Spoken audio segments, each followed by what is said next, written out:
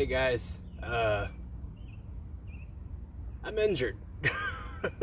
It was a freak accident. I was wheeling my bowling balls out to my car and I tripped and I landed on a concrete statue thingy and I fractured my elbow.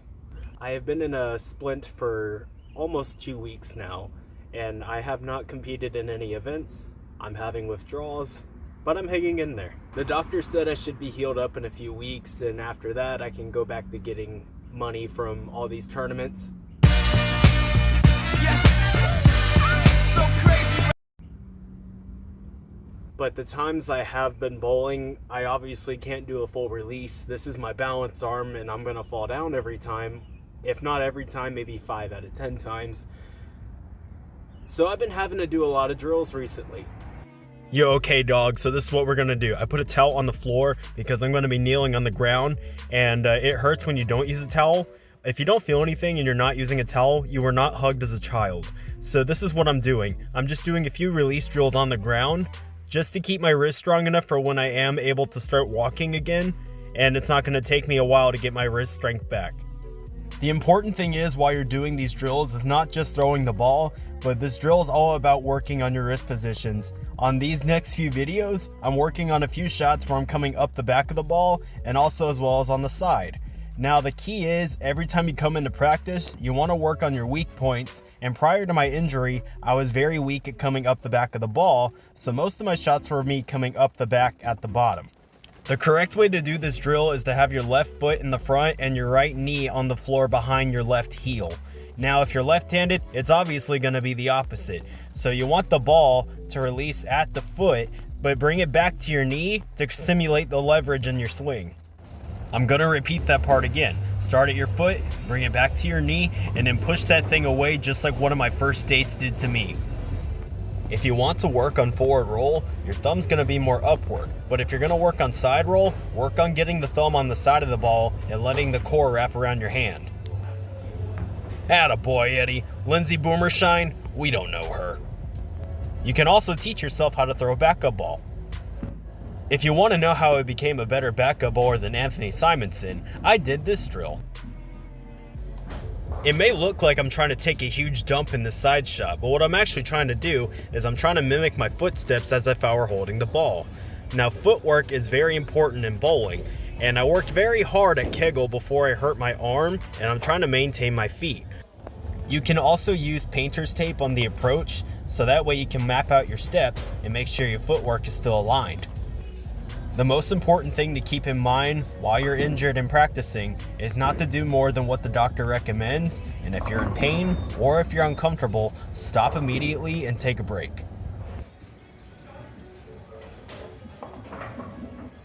The good news is I got a tripod for my car. Now y'all can see how much of a dump I live in on the weekends because I live in this thing. Over here's the bathroom.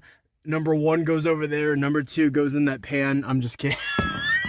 Just kidding, I don't use the bathroom in my car. Now that my balance arm's out of commission, but my bowling arm isn't, I can still do stuff on the floor and I can work on my wrist positions, and I've really been struggling with that in the beginning anyway, so I look at it as a blessing in disguise. And before I got injured, I really had a very, very busy bowling schedule. About 80% of my free time went to bowling, either for league or for practice. And the more you bowl, the more money you spend. When you go to a tournament, you're not always guaranteed to make your money back or make more than what you put in. Like, you're gonna have a few days where you go negative. Long story short, I made it through a whole week and I was surprised how much money I had in my wallet at the end of the week. Like, normally I'm just like, oh, I'm eating some mac and cheese tonight. Thank you, Kraft. I wanted to add a little bonus section to this video before I end it here, so I'm going to do a Q&A. My pastime is acting like I have 1 million subscribers when I only have 30. First question. Have I ever broke a bone in my body before this happened? Okay, when I was in kindergarten, we had like this playground set, and it was recess, and on the playground set off to the side there was like this fireman stripper pole thing where like the kids could like jump on it and like slide down. And they used to like jump on the pole and do all these like crazy tricks and whatnot, and I was really jealous. So I was like, man, I want to do that. And so I jumped on the pole and I missed the pole. And I fall down on the ground and I landed on my right foot. I broke the growth plate in my foot into 5 places. And the sad thing is that like I couldn't walk on the crutches because I was so small. And so I was in a wheelchair for 8 weeks. Question 2 is, do I like urethane or layouts that are very low flaring? I'm trying not to trigger anybody. Urethane.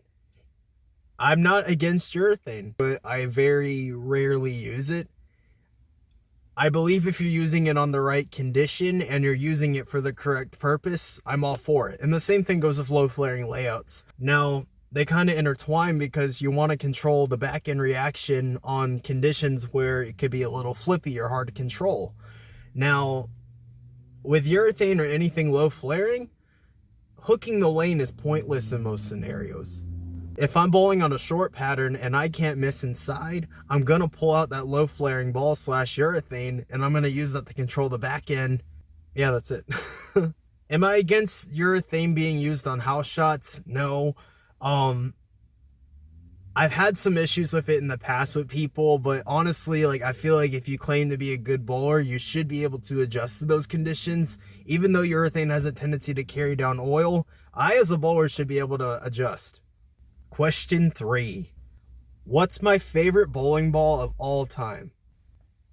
I'll buy like 3 to 5 new bowling balls a year. And I'm not on staff, so all that comes out of my wallet. That's dedication. That's hard work. That's cover pro realness. That's America. America. Apple pie. Work. People who work. My daughter after you. Yeah. Edgar for president. What was the question? Okay. My favorite bowling ball of all time would have to be the original Roto-Grip show-off. The question says, advertise for a tournament as if you're promoting a monster truck rally. I think this needs to be the new way that tournaments are promoted, because I'm so tired of being bored by little pictures on Facebook saying start time, check-in time, entry fee, 90% handicap, scratch, house shot only. There needs to be some editing, there needs to be some fire, there needs to be some Hooters calendar girls, there needs to be some male strippers, like anything to get anybody's attention. So I'm gonna show you how it's done. This Saturday, this Sunday tournament that is happening from 2 in the morning all the way to 9 at night, brought to you by Red Bull Monster Bull Tweak Energy Drink. This is the Sheriff Shootout Pistol Marathon. Sign-in start at 1 in the morning and the entry fee is only a cheap fee of $599.02. This tournament has multiple categories, ranging from singles, doubles, trios, men's doubles, men's trios, females doubles, females trios, and the full house marathon where there's a 12-person team and everyone has to throw their spare ball. Plastic carry down to heaven. Late night Saturday, there's a sports shot where the oil pattern is called.